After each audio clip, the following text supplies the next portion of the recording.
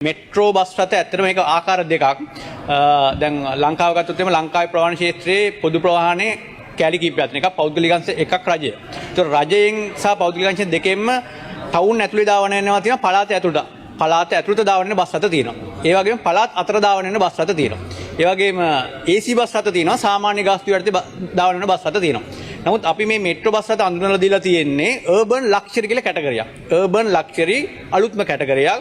ඒක එතකොට ඒ ධාවනය වෙන routes කලින් බස් රථ ධාවනය වෙච්ච route නෙවෙයි. පාරවල් වල නෙවෙයි ධාවනය වෙන්නේ. මේ බස් රථ ධාවනය වෙන්නේ අපි අලුතෙන්ම අඳුරාගත්ත බස් රථ ධාවනය වෙන මාර්ගවල තමයි ධාවනය වෙන්නේ. එතකොට දැන් තියෙන ඩිපෝ වලින් බස් රථ රිප්ලේස් වීමක් වෙන්නේ නැහැ. මොකද මේ අලුත් route අලුත් urban luxury කියන කැටගරිය අලුත් charge කරන විදියක්. ඒ කියන්නේ සාමාන්‍ය ගාස්තුවගේ දෙගුණයක ගාස්තුවක්. ඉතින් ඒ concept එකට තමයි යන්නේ. ඒතර අපි බලාපොරොත්තු වෙන්නේ නැහැ. කියන්නේ බලාපොරොත්තු වෙන කියන්නේ ප්‍රමුඛතාවය නෙවෙයි අපි බලාපොරොත්තු. අපි ප්‍රමුඛතාවය තියෙන්නේ මේ මෙට්‍රෝ බස් වලට අපි ගන්න බලාපොරොත්තු වෙන්නේ පුද්ගලයෝ තමන්ගේ වාහනේ ඇවිල්ලා කාර් එකක් හරි වෑන් එකක් හරි බයික් එකක් හරි ඇවිල්ලා කොළඹට ඇවිල්ලා තමන්ගේ අවශ්‍යතා සපුරා ගන්න කට්ටිය. ඩේලි රස්සාවට යන කට්ටිය ඒ බස් රථ ඒ අදාළ තැන් වල ඒ තමන්ගේ වාහනේ ඒ තැන් වල නවත්තලා මේ බස් රථේ කොළඹට ගෙන්නා ගැනීම තමයි අපේ බලාපොරොත්තුව. ඒක තමයි අපි ක්‍රමිකව වැඩි කරගෙන යන්නේ බස් නවත්තන හෝල්ඩ් ගන්න. අපි මුලදී 21ක් අඳුරගත්තා 21ෙම නවත්තන්නේ නැහැ.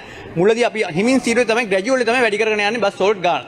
ඒතර අපි වැඩිපුරම බලාපොරොත්තු මේක කේට කරන්න බලාපොරොත්තු වෙන්නේ ටාගට් ගෲප් එක වෙන්නේ අර තමන්ගේ පෞද්ගලික වාහනෙන් කොළඹට නගරයට ඇවිල්ලා තමන්ගේ අවශ්‍යතාව සපුරාගෙන යන කට්ටිය. ඒ වගේම එතකොට බස් රථ රිප්ලේස් වෙන්නේ නැහැ. මොකද අලුත් රූට් එකක් බලාපොරොත්තු වෙන මගින් ප්‍රමාණය වෙනස්, ටාගට් ගෲප් එක වෙනස්. ඒ විදිහට තමයි යන්නේ. ඒ නිසා ඒ වෙනුවෙන් රිප්ලේස් වෙන බස් රථ ඉදීමේ හැකියාවක් නැහැ. රිප්ලේස් වෙන්නේ නැති නිසා.